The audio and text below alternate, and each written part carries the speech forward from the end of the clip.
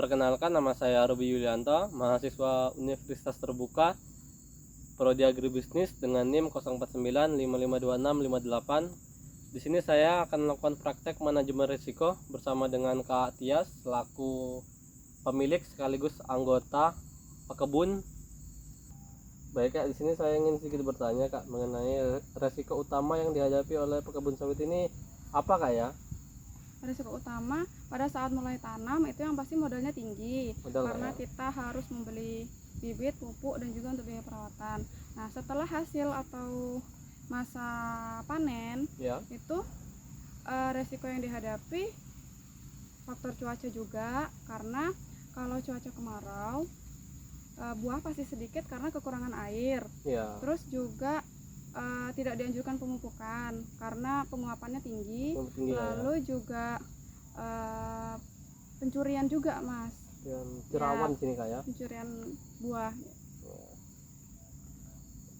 Lalu untuk yang kedua ini Kak, bagaimana cara Kakak menentukan resiko tersebut Kak?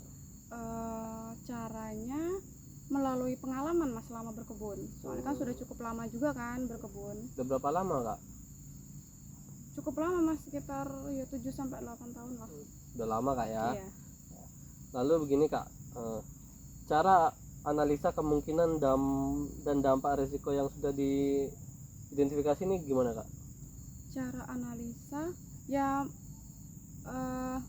melalui pengalaman selama berkebun ini Mas. Berkebun ini Kak? Jadi pengalaman yang jadikan ini Kak ya? Pengalamannya jadi patokan karena itu kan siklusnya kan berulang terus, jadi ya cukup.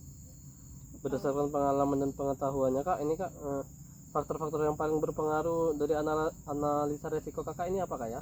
Faktor yang paling berpengaruh, kalau sekarang ini kan udah masa panen, yang paling berpengaruh itu faktor cuaca dengan pencurian buah itu tadi. Pencurian Kak ya? Iya, pencurian.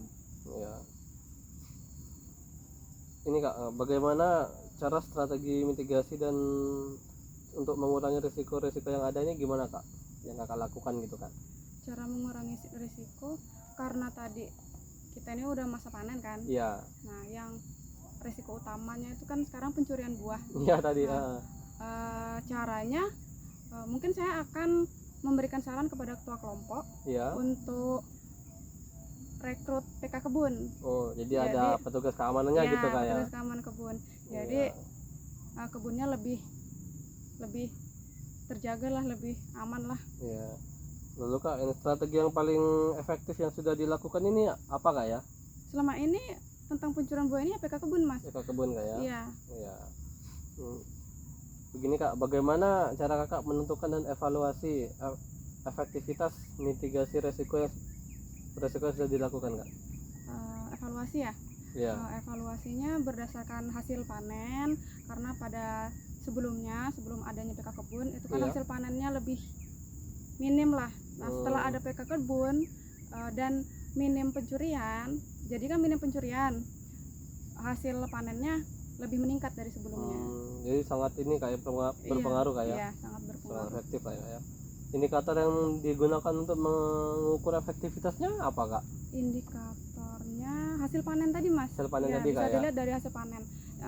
Karena hasil panennya besar, berarti saran untuk adanya PK kebun tadi berarti berhasil. Iya, baik. Terima kasih Kak ya atas kesempatannya pada siang ini. Wassalamualaikum warahmatullahi wabarakatuh.